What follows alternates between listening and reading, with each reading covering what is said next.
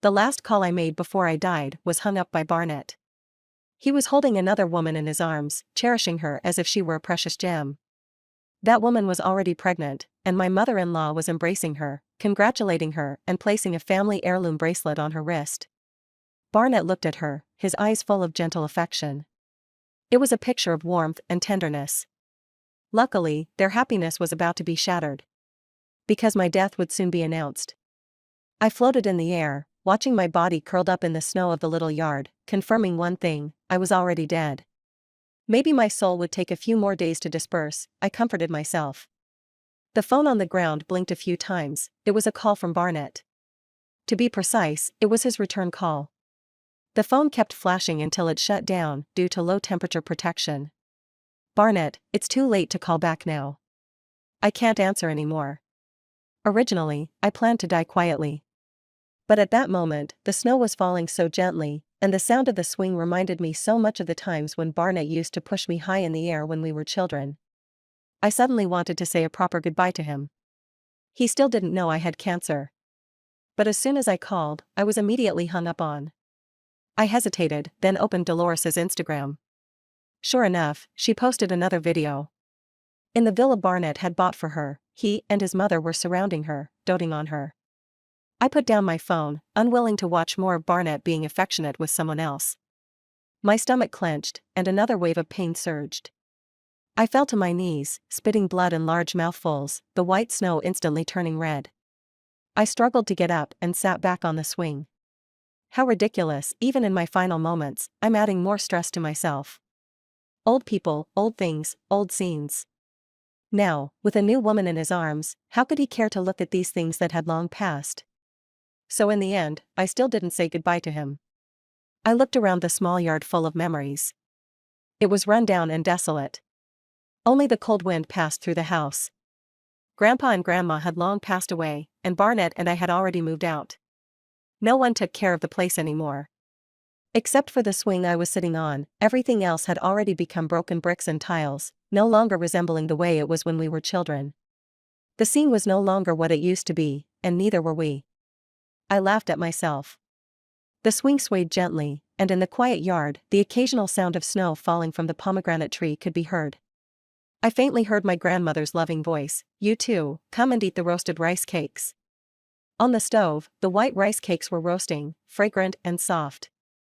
Barnett broke off a piece, blowing on it to cool it, dipped it in a shiny white sugar in a small ceramic bowl, and brought it to my mouth. "Come on, eat it while it's hot, it's the best." The rice cakes were so delicious, and I ate with my eyes squinted in happiness. Seeing me enjoy it so much, Barnett was pleased, even happier than if he had eaten it himself. He patiently went back to break off another piece for me. At that time, Barnett was so kind, always spoiling me. Every time he received snacks or toys from his parents, he would be the first to bring them to me. He would walk around with snacks, his face proud. "If you smile, I'll give you some to eat."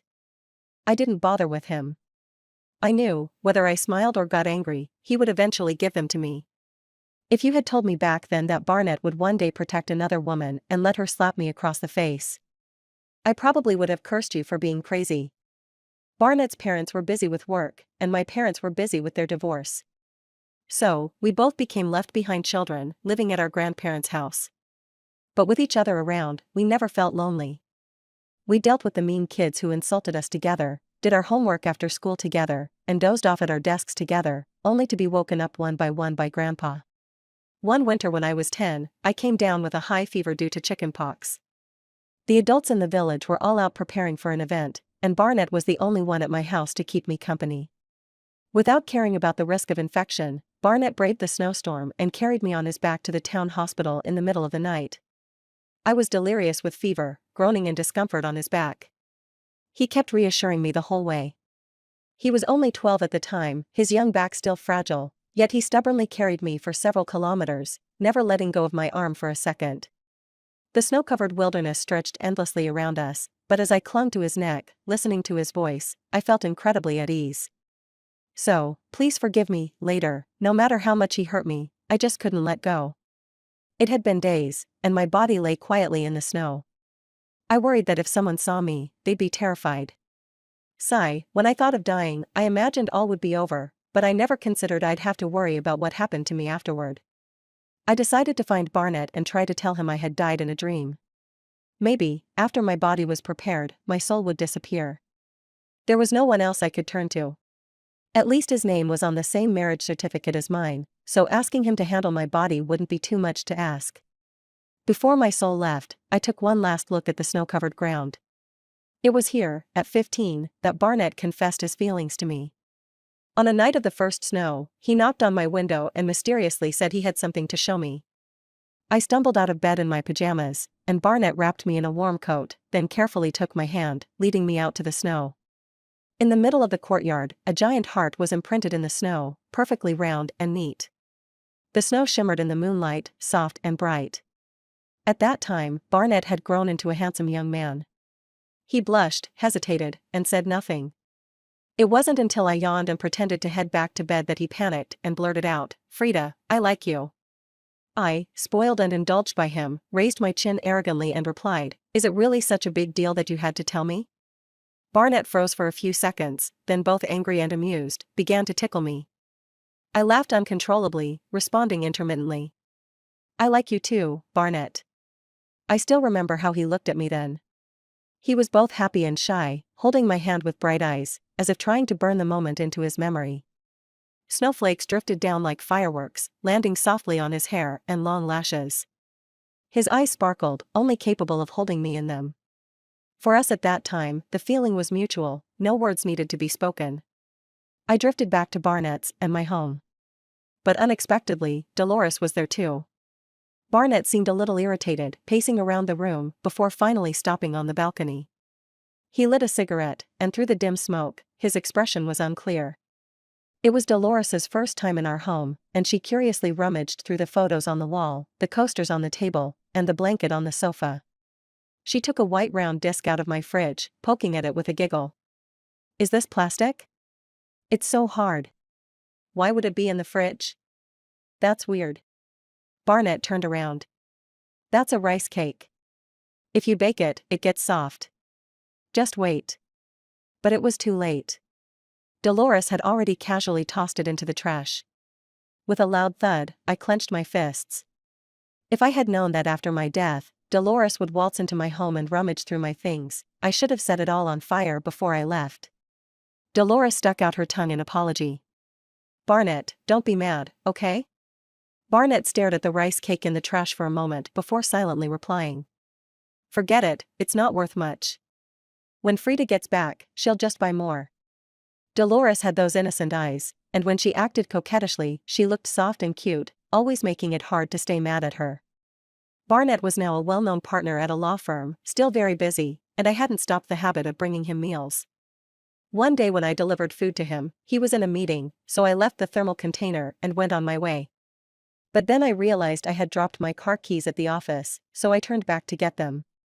They must have finished the meeting by then, and outside Barnett's office, I overheard a girl complaining in a delicate voice. "Why is it always the same few dishes? I'm so sick of them. Can't she change the menu?" I pushed open the door without thinking. Barnett and Dolores were sitting by the desk, sharing and criticizing the dinner I had carefully prepared for him. My voice stiffened. "Barnett's been working late, so this meal is specially made to help his health." "Sorry, I didn't prepare anything for Assistant Dolores." Dolores stuck out her tongue and gave Barnett a pleading look. "I'm sorry, Mr. Barnett. I won't be picky next time." Barnett didn't seem to notice anything wrong and even playfully tapped Dolores on the head. "She's calm and sensible, she wouldn't care about such small things. Unlike you, still childish." That wasn't true. Back then, Barnett never wanted me to be sensible.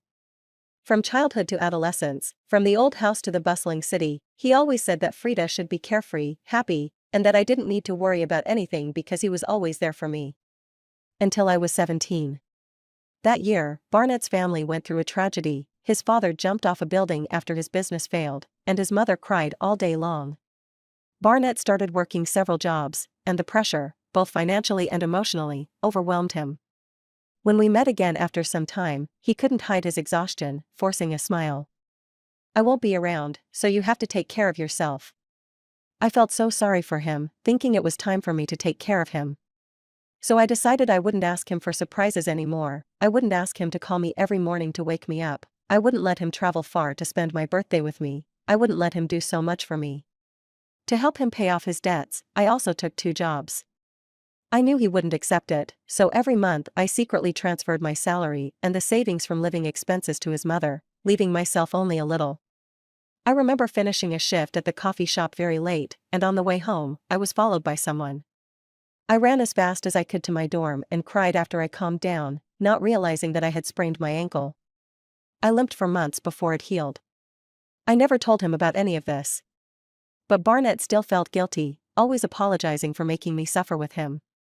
I told him, "It's okay, Barnett. Life is long, you can be good to me later." Barnett's eyes were red, and he placed my hand on his chest, rubbing it repeatedly. "Frida, never leave me, okay? I'll be good to you for the rest of my life, I swear I will." He said this with such earnestness, it almost seemed obsessive. I couldn't help but believe him. How could I not? The promise was for a lifetime. But in just 10 years, everything changed, earth-shattering and unrecognizable. He gave all the affection and love he once had for me to another young, willful, smiling girl. I should have sensed it earlier. When he praised my understanding of him, I could see the regret in his eyes. Regret that those carefree, innocent days of youth had faded into the dullness of life's hardships. When Dolores first joined the firm, still innocent and without any need to hide her intentions, Barnett mentioned her to me several times. "A new girl joined, I really can't handle her." He said it with a sigh, but his eyes held a smile. "She's just like you when you were young, I can't bear to scold her." Even then, I didn't doubt him. Not until Dolores started crossing lines and provoking me. She cried on the phone to Barnett when her apartment lost power. After drinking too much at a social event, she clung to him, forcing him to take care of her for the night. At a celebration party, she boldly smeared cream on his face and kissed him, causing a scene among the colleagues. Because of her, I argued with Barnett over and over. I threatened to divorce him if he didn't fire Dolores. Barnett rubbed his forehead, his tone irritated. "She's just being childish. You used to be the same, shouldn't you understand her better? Why can't you be more forgiving? Firing her over this, what will she do afterward?" His eyes were filled with deep disappointment, as if he no longer recognized me. "Frida, how could you become so mean?" With each argument, our relationship grew more strained. I fell into depression, losing sleep night after night. Every time I was exhausted and wanted to leave, memories of young Barnett would appear. He stood tall in the snow, warm hands, his eyes full of purity and affection. Was he still Barnett? My Barnett, how could he treat me like this? I couldn't leave him, so I started doubting myself. Am I being paranoid? Were they innocent? Should I be more magnanimous? But no matter how much we fought, Barnett refused to divorce me, and I couldn't make up my mind. We just kept entangled. Then, one summer afternoon, I went to the hospital to pick up my test results and bumped into Barnett outside. The elevator was crowded, and he was holding Dolores around the waist with one hand, the other protectively covering her belly, as if afraid someone might touch her. That careful tenderness stabbed my eyes like a shard of glass. I stood across the crowd, clutching my cancer diagnosis and my unanswered phone, trembling in the scorching heat, unable to stop my teeth from chattering. It was the first time I saw them together. All the self-assurances and hopes I had shattered in that instant. When Barnett saw me, he looked flustered and shocked. I lost all my restraint, slapped the face I had once loved so much, and with tears, I asked him, "Is this your idea of being innocent?" Before he could respond, Dolores rushed over and slapped me across the face, leaving me stunned for a few seconds. With her small frame, she fiercely shielded Barnett. "How dare you hit him?" When we were kids, Barnett and I fought a lot. Everyone knew, it didn't matter if Barnett got hit, but if anyone hit me, he would go mad and fight them to the death. But I had never been slapped like that. I was burning with rage, and by the time I regained my senses, I found myself in a messy struggle with Dolores. People gathered around to watch, and Barnett tried to separate us. In the scuffle, Dolores fell to the ground, crying out in pain. Barnett instinctively shoved me away and tightly shielded Dolores behind him. His voice was frantic. "It's all my fault, but Dolores is carrying my child. You're going to hurt her like this. Please, stop, all right?" My heart felt like it was being torn apart by a knife. Because of that incident, I could no longer get pregnant. I thought this was a wound we both shared, a painful point neither of us would mention. But in reality, I was the only one left behind. He had his new world. A sharp pain twisted in my stomach. My lips were cracked, and the taste of blood filled my mouth. I vaguely remembered, when I once bit my tongue, Barnett would be heartbroken for days. Surrounded by onlookers, some gossiping, others filming with their phones. Dolores was being tightly protected, while I stood there, defenseless, surrounded by cameras and rumors. At least I couldn't cry, I thought. I forced myself to hold back the tears. Don't cry. Don't give them another joke to talk about. Thank God, the hospital security came and separated us. They took me away from the most humiliating, miserable moment of my life. That night, Barnett came to find me, but I locked the door and refused to open it. He sat down outside the door. Through the door, he kept talking, not caring whether I listened or not. The child was an accident. I got drunk that day and mistook Dolores for you. She looks so much like you. I couldn't help but take care of her. But I never intended to betray you. It's just, she's pregnant with my child. If I don't take responsibility, how can she survive? I'm sorry, Frida. After the child is born, you can hit me, scold me, whatever you want. By then, I'll give Dolores some money and send her abroad. We'll just pretend we adopted a child, and that way, my mom won't pressure you anymore. Frida, I will never divorce you. I'll spend my whole life making it up to you. Frida, wait for me. Barnett came to see me every day, but Dolores wasn't an easy character either. Every time, she'd come with him, causing a scene. Maybe after the last conflict, he was too afraid of us fighting again. To ensure the child's safe birth, he stopped coming to see me. Instead, he sent long messages every day, describing the life ahead, trying to comfort me. I shut all the curtains and curled up in the dark room, self-punishing by scrolling through Dolores's Instagram, seeing her lovingly show off their relationship. Leg cramps in the middle of the night, thank goodness Barnett stayed up all night massaging my legs. I finally got the limited edition I've been eyeing. Barnett is the best. Barnett was still diligently texting me.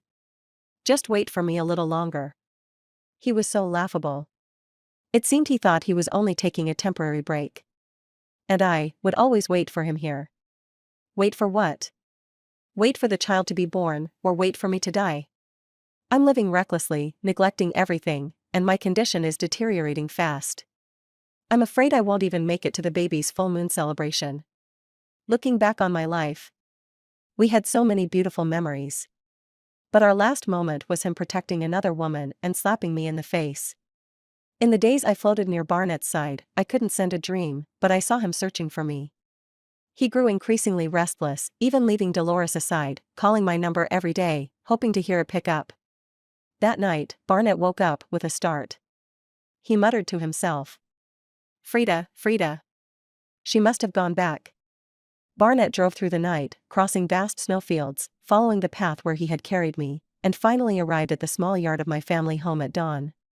The yard was already crowded with people, chattering loudly, "It's so pitiful, how could someone die here alone?" He was so young. To have coughed up so much blood, he must have suffered a lot. He was still holding a phone. I wonder who he was calling. When Barnett rushed in, all he could see was my body, half buried in snow.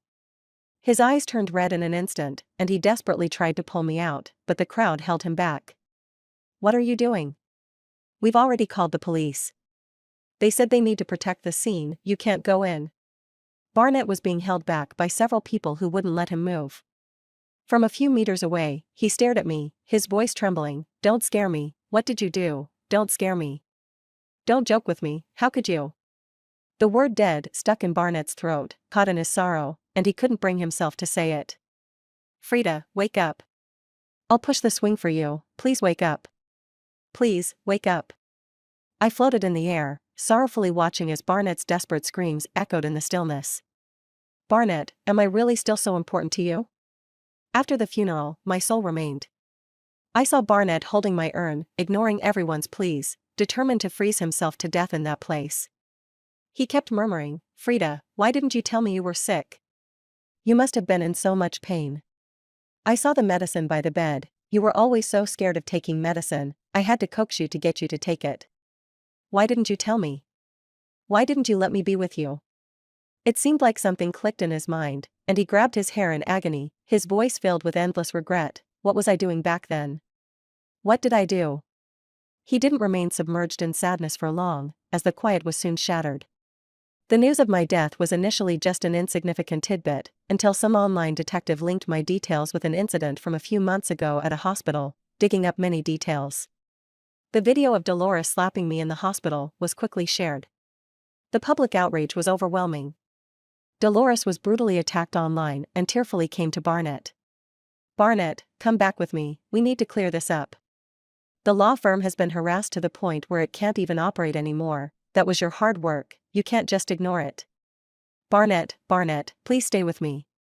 Barnett didn't even glance at her, ignoring her words. Perhaps it was too cold in the snow, Dolores couldn't hold out for long, and, stamping her feet, she cried and left. After she was gone for a long while, Barnett, still staring at my urn, spoke in a voice as gentle as when he used to comfort me. "Frida, I'm not going to be with anyone else. I'll stay with you, okay?" If souls could cry, my tears would have fallen right then. If only you had said that sooner. When the news came that Barnett's mother was in the ICU, he finally lifted his head, unshaven and disoriented, as if waking from a dream, and rushed to the hospital. She was the last family he had in this world. At the hospital, Dolores paced anxiously outside the ward. When she saw Barnett, the proud and domineering woman only managed a pale smile before weakly collapsing. Barnett rushed to catch her, calling out for a doctor. His mother was still unconscious, while Dolores was about to give birth. 3 lives were depending on him. Barnett fumbled through the hospitalization procedures, signed responsibility papers, and discussed treatment plans with doctors. After 2 chaotic days, Dolores gave birth to a healthy baby boy, and his mother finally woke up. Barnett breathed a sigh of relief. He had probably forgotten. My urn was still in the old house. Before leaving, he had promised to return quickly to be with me. When his mother woke up, her first wish was to see her new grandson. The baby slept soundly in his grandmother's arms, and Barnett's mother gratefully held Dolores's hand. "Good girl, you've worked hard." She turned to Barnett, her voice frail and weak. "In these past few days, Dolores and I both walked through the gates of hell. Thanks to her enduring so much pressure, she still gave birth to a grandson. I only survived because I heard his cry." She sighed. "Frida was so stubborn, so strong, she even wanted to take revenge on you after death. Look at what she's done to you and Dolores." She took Barnett and Dolores's hands and joined them together. "Barnett, we've been through this ordeal, we should cherish the people who are still here. You still have your mother, and Dolores. And your son. Look at him, he's so adorable, just like you when you were little." All 3 focused on the baby's face. The newborn stirred and opened his eyes for the first time, his bright, round eyes like black grapes, so lovable. "Look. He's opened his eyes," Dolores exclaimed, shaking Barnett's arm. Before him were his caring mother and his newborn son. He was so soft, so adorable, so in need of care. And then there was Dolores by his side, happy but cautious, as if afraid of being pushed away. The morning sun was fresh, shining through the window and into the room, golden and warm, as if carrying the power of a new beginning. Barnett stayed silent for a long time. Finally, he sighed softly, gently cupping Dolores's face. "You've worked hard these past few days." Dolores's eyes immediately reddened, and she tightly hugged Barnett, crying as though she had gotten him back. Barnett gently patted her back, his voice softening. "It's all right, it's all right." Barnett's mother, holding her grandson, looked at the couple reunited and smiled with contentment. In the bright and clean hospital room, the 3 generations were together, and the couple had reconciled. It was a scene of happiness and harmony. All of this happened on the 12th day after my death. I watched everything happening before me in a daze. When I gave the money I earned from working to Barnett's mother, she was so moved she cried and thanked me. When I broke away from my parents, Barnett had comforted me just like that. "It's okay, Frida, you have me." 20 years of memories flashed before my eyes like a revolving lantern. The tenderness, the happiness, the tension, the fatigue, the times he stayed with me, teased me, spoiled me, loved me, and the times he no longer loved me. All of it was Barnett. Ha ha ha ha ha, I couldn't stop laughing. I was terribly wrong. Terribly wrong. It turns out that even in death, I never truly woke up. At this moment, I realized, deep in my heart, I still held hope for Barnett. I never truly believed he had stopped loving me. Even in death. Even in death. Somewhere deep inside me, I still faintly hoped. Hoped that after knowing I had died, he would regret it deeply. Hoped that he would feel my pain. Hoped that he would genuinely feel guilty toward me. In the end, I was just hoping that he still loved me. Even if that love needed death to awaken it. How foolish. I was so foolish. Even though all the evidence that he didn't love me was right in front of me, I still closed my eyes and blocked my ears, immersing myself in the remnants of a dead love, trying to find some lingering attachment from an old affection that had long since decayed. I did this, hoping for comfort from a love I had given too much of myself to. The dark night has ended, and all the gloom and sorrow have been left behind in yesterday. The sunlight generously showers everyone like a blessing, filling the world with vitality and joy, laughter, and cheer. But only my pale soul remains, hollow and broken under the sunlight. There's nothing more heartless in this world than a lover whose heart has changed. After I was discharged from the hospital, Barnett quickly married Dolores, giving her and the child a legitimate name. As for the online insults, Barnett calmly followed procedure, issued warnings, sent lawyer letters, and even sued one of the netizens. The compensation and apology from the other party were publicly announced for half a month. Barnett is a well-known lawyer in the industry, and handling matters like this is second nature to him. The online outrage quickly died down. But Dolores was still unsatisfied. Her unwillingness to be taken advantage of was clear. After I was attacked online, how could she not take revenge? She wrote a long post. In her highly emotional narrative, she claimed that she and Barnett were true love, while I only loved money and was entangled with Barnett for financial reasons. So, she took to live streaming to testify.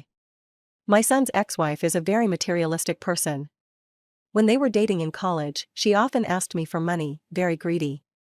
She simply edited the bank transfer records, swapped the sender and recipient's names, and displayed them. This woman, after my son saw through her, he didn't like her anymore. It was she who faked a pregnancy and forced my son to marry her. After marriage, we found out that not only was she not pregnant, but she also couldn't get pregnant. She sighed with a tone that invited speculation. They were in a long-distance relationship during college, and who knows what she was doing. She's so young and yet can't have children. Dolores is a good girl. That day at the hospital, she only hit Frida to protect little Jing, taking all the blame.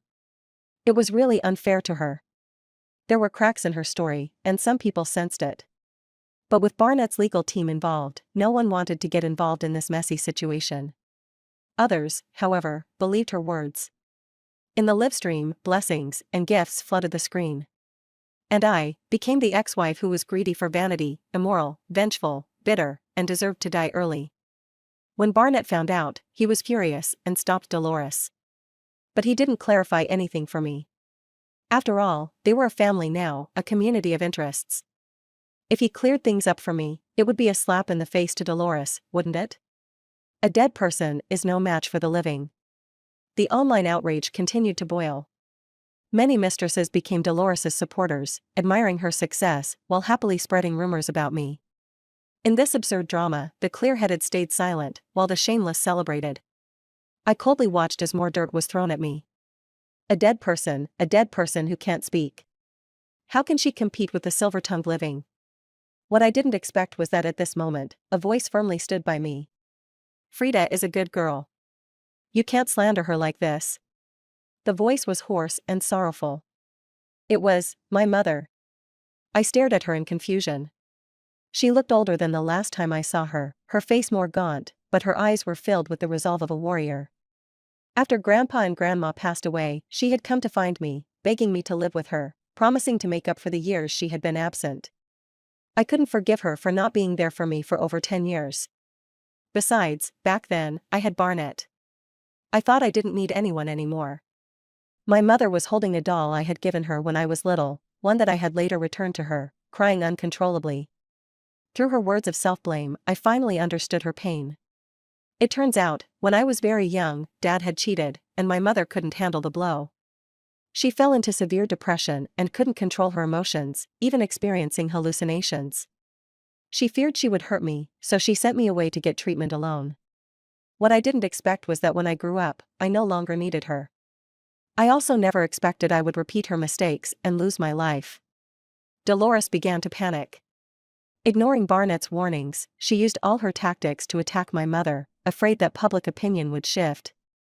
She dug up details about my mom's divorce and how we hadn't been in touch for many years. My mom was already in her 40s, how could she compete with Dolores and her army of fans online? She helplessly defended me, but when that didn't work, she stood at the door of Barnett's law firm, holding up a sign, demanding that he clarify the situation for me. But Dolores cried and begged Barnett, now that crazy woman is attacking me. I can't just let it slide, can I? What will people think of me, of the baby? Looking at the small child, Barnett finally gave in. Weary, he stepped out and saw my mom, his gaze avoiding hers. Aunt, the online stuff will blow over soon. Please, don't look at it for now. Slap. My mother slapped him, her finger trembling as she pointed at him. What has Frida ever done wrong to you? You cheated, and she died. And yet you're still pouring dirt on her. Barnett lowered his head and said only, I'm sorry, I'll compensate you with some money, before turning back to the law firm. The security guards held my mother back, letting her cries echo in the entrance. Frida, I'm useless. I'm sorry. It's my fault I didn't teach you better, and now you can't see people for who they truly are. Can't see people for who they truly are. Can't see people for who they truly are. I murmured to myself, regret overwhelming my heart. I regretted it. I should have realized. If I were important, Barnett would have noticed my pain and suffering over the past few months.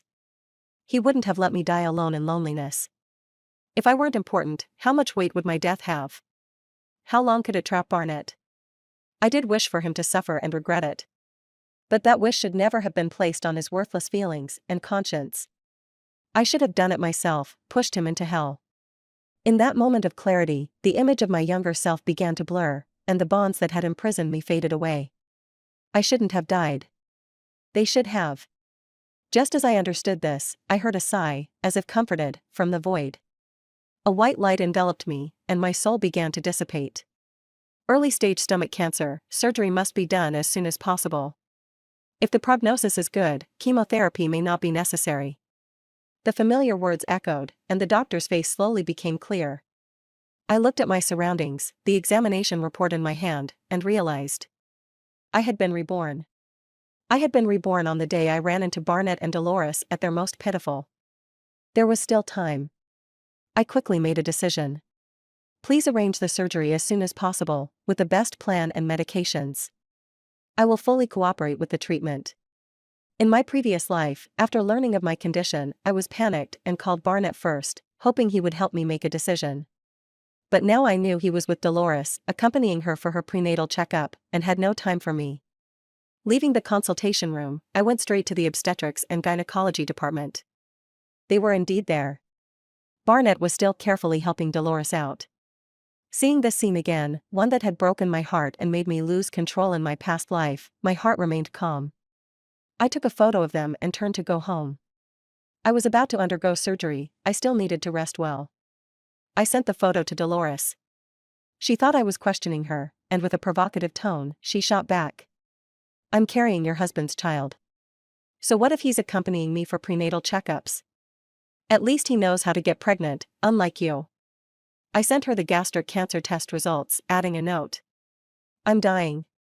Barnett's all yours. Take good care of him. Dolores sent me a suspicious question mark. I didn't reply. When God wants to destroy someone, he first drives them to madness.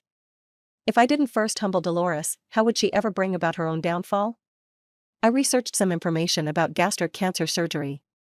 After reading for a while, I smoothly opened Dolores's alt account on IG. Just as I expected. Dolores, unable to contain her joy, had posted our chat history on her account, captioning it. Girls, I'm getting promoted. The comment section was full of congratulatory messages. In my past life, Dolores used this account to post little essays showing off her love life, slandering me, and gained a massive following, stirring them up to hurl insults at me. Many mistresses called Dolores teacher, seeking her advice, and she was always happy to oblige. One of them, named Ida, stood out. She was a mistress to some rich businessman, desperate to get pregnant and become the official partner. In my past life, she succeeded, thanks to Dolores's encouragement. Unfortunately, the businessman's wife wasn't as easy to bully as I was. She was a formidable woman who somehow made Ida disappear without a trace. After dealing with Ida, Dolores didn't feel satisfied. She kept searching for Ida's advisor. As a fellow betrayed wife, I thought I should at least help her find Dolores. I sent Barnett the same photo. Barnett immediately called me. I hung up, but he kept calling, so I turned off my phone. Just like in my past life, Barnett rushed home, wanting to explain himself. This time, I didn't immediately shut him out. He was desperate. "Frida, let me explain. It was an accident. My mom found out and threatened to kill herself unless I kept the baby Dolores is carrying." The same old excuses. He still smelled of Dolores's perfume, and I could barely hold back my disgust. I could easily push him away and cut ties with him completely. But that would be too easy for him. After all, I knew that soon, he'd walk out of this marriage and begin a new life with Dolores. So, I gently placed my hand on my stomach, looking dejected. "Barnett, if our child were still here, would you cherish him like that?" The words triggered memories. Barnett's face changed suddenly, and he seemed flustered, unsure how to comfort me. His eyes were full of guilt and sorrow. "I thought you didn't like kids." Of course, he'd think that. Back then, we had just graduated, and Barnett wasn't the distinguished lawyer he was today, wearing expensive suits and carrying a successful career. As an intern lawyer, he was buried under piles of paperwork, constantly working overtime. After work, I'd rush home to make him dinner, hardly eating a bite myself before grabbing the thermos and getting on a crowded one-hour subway ride to deliver it to him. That was when the accident happened. That day, a man who had lost a case was hiding in the office, preparing to take revenge on Barnett. When the chair came crashing down, I instinctively threw myself at him. The sharp pain in my back made everything go black. I heard Barnett screaming for an ambulance, his voice breaking, full of panic. I didn't regret blocking that blow. I just never expected that I was already pregnant at the time. A 2-month-old fetus is the most fragile, and that blow took away our child and made it hard for me to conceive again. When I woke up, Barnett had gone 2 days without sleeping. His eyes were swollen and his chin bruised. He gently touched my forehead and whispered to me over and over, "It's okay, you're all right, everything will be fine." That night, I woke up in the hospital room to find Barnett missing. I took a few steps outside and saw him in the hallway. He had his head and fists pressed against the hospital wall, his shoulders shaking as he sobbed uncontrollably, whispering over and over, "I'm sorry, Frida, I'm sorry, I'm so sorry." I quietly returned to my bed.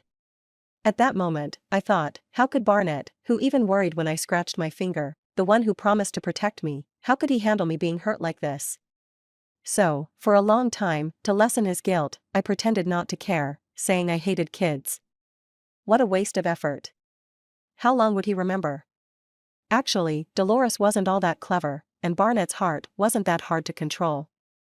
It was just a matter of playing on his protective instinct, guilt, and a bit of the fear of losing me.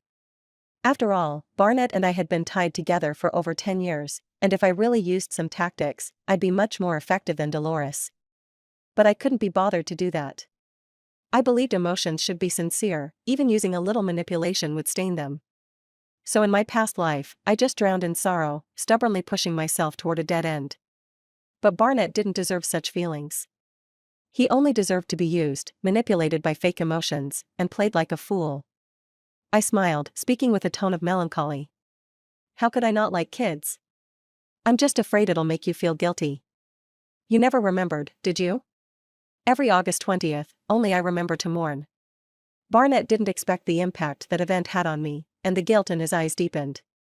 Frida, I'm sorry, I didn't know. Guilt is a powerful thing. Unfortunately, in my past life, by the time he felt guilty, I was already dead. When you die, immense regret fades with time, softened by family, until it disappears. But now, I'm alive. Not only will I not let it fade, but I'll keep piling it on.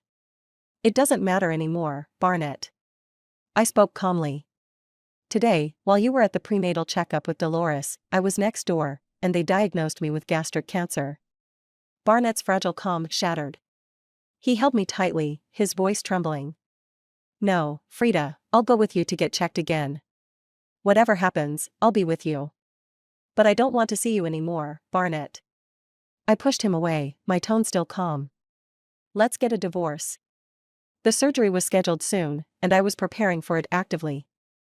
Over the past few days, Barnett had been waiting at the door, begging for another chance. He didn't behave like he did in my past life, where he asked me to wait for him, then left me alone to suffer. After all, with my heartbroken, tearful state, it must have been so easy for him to manipulate me. No wonder he was sure I'd wait for him for a few months. But this time, it was different.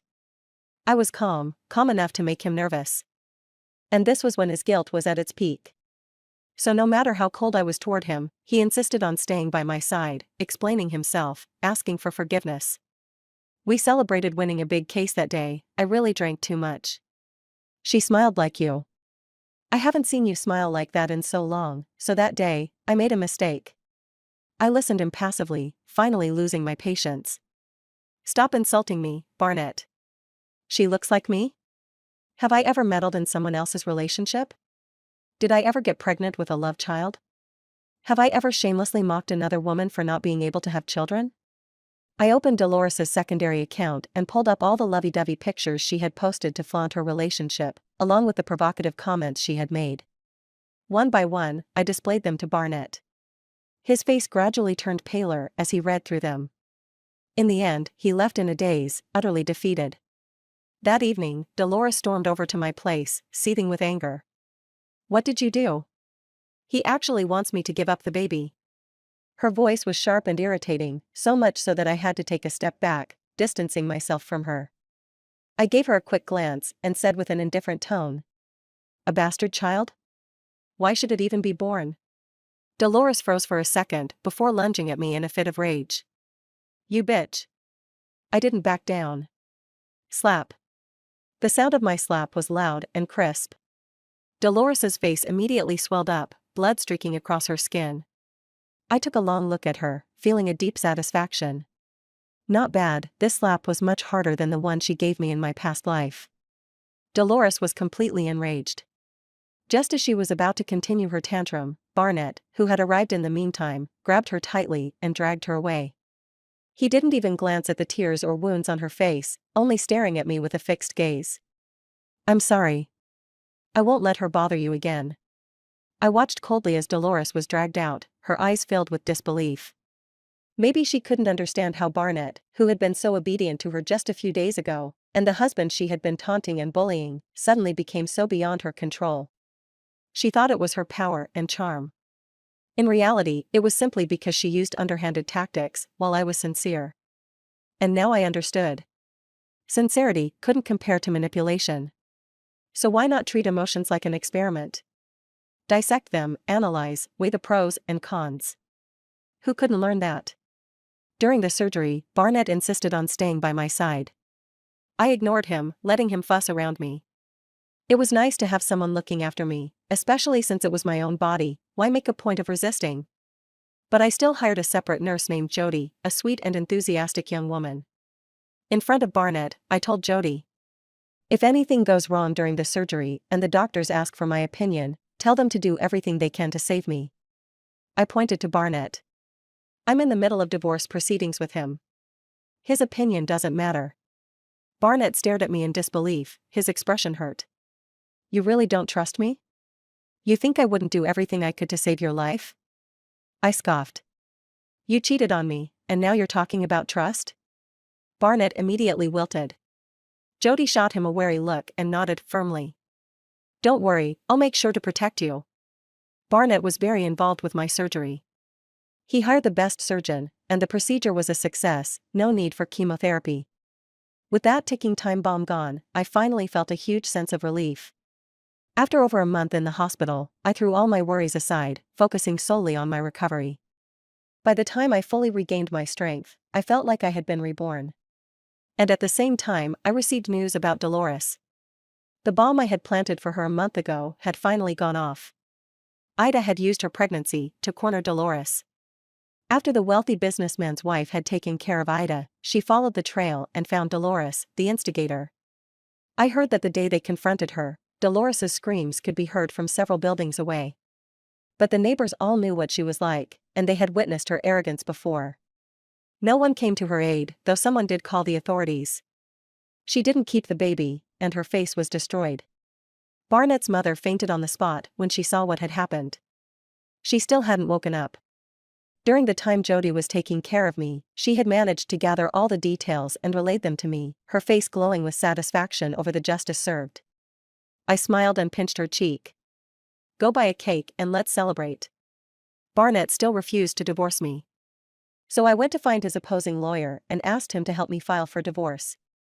When the lawyer heard there was a chance to defeat Barnett, his eyes lit up, and he became full of energy. If he won this case, his reputation would soar. There was clear, undeniable evidence of Barnett's infidelity, and with the scandal surrounding him because of Dolores, he was too overwhelmed to focus. This case was practically a guaranteed win. When he saw the divorce petition, Barnett fell silent for a long time.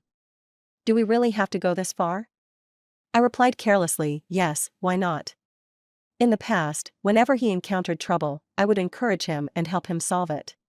Now, I was indifferent and even throwing salt in the wound. Barnett rubbed his forehead, exhausted, and spoke in a pleading tone. You don't have to go that far. I'll agree to all your terms. The desperation was clear in his voice. The only condition is, please, give me one more chance. Can you? I truly regret it, he said, frustrated. We grew up together, went through all the important moments of our lives together. How could I have been so foolish to betray you? I thought back to my past life, after I had died, how briefly Barnett had mourned me, only to move on decisively and coldly. I couldn't stand it anymore. Barnett, stop with the hypocrisy. You're disgusting. Who needed his cheap apology? Barnett left with nothing, almost penniless. The villa and gifts he had once given to Dolores were all returned and liquidated. Now, everything was under my name. I sipped the herbal soup Jody had made for me, gazing out the window at the desolate autumn landscape. The sunset was fading, time to let go. After all these years, I was making the first move and calling my mom. The phone was answered immediately, and on the other end was my mother's delighted voice. We had finally made peace, both with ourselves and each other. Barnett still hadn't given up. He said he wanted to win me back and cherish me properly. One day, while I was out walking, he showed up again. I had gotten used to ignoring his presence and was talking to my mom on the phone. She mentioned the guy she had introduced to me last time, saying he was very satisfied with me, and asked how I felt about him. I replied, he's nice, considerate, and handsome. I think I could give it a try. After hanging up, I saw Barnett's eyes were bloodshot. Frida, you can't be with someone else. Oh? And how are you with Dolores then? I pointed out to Barnett. Please get this straight. We're no longer together. Who I date, or marry, has nothing to do with you. Barnett hesitated, unable to say a word. Just as we were facing off, a speeding car suddenly came at me. Watch out. Barnett quickly pushed me aside and was hit head-on. Blood filled my vision. In the driver's seat, Dolores was laughing maniacally, her scars twisting grotesquely. You ruined me. You both ruined me. None of you will get away with it, let's all die together. Dolores was quickly subdued. By the time Barnett was rushed to the hospital, he was on the verge of death. On his deathbed, he grabbed my hand and said he wanted to tell me a secret. Frida, the day I confessed to you, I deliberately didn't hold up an umbrella. He smiled faintly, his blood-stained face forcing out a mischievous grin. That day it snowed, and I secretly made a wish that we'd grow old together. Frida, I guess, we've both grown old now, haven't we? I interrupted him, just save your life, I don't want to hear anything else. His smile faded, and he softly acknowledged my words, then fell silent forever. This man, who had once given me the safest embrace, had also hurt me deeply and betrayed me. My heart hurt, but just a little, almost imperceptibly. Why are human emotions so fragile? Why do they wander off halfway and can be so easily deceived? Do we only learn to cherish something after we've lost it? As the year drew to a close, the cold winter snow fell, and I returned once again to my quiet little courtyard. In my past life, I had died in this winter. Across a lifetime of tragedy and ruin, the snow still remained pure and unspoiled. I watched quietly for a moment. The snow fell like a grand funeral. The heavy snow fell all over the sky, like a grand funeral, completely burying the footprints of the boy 10 years ago.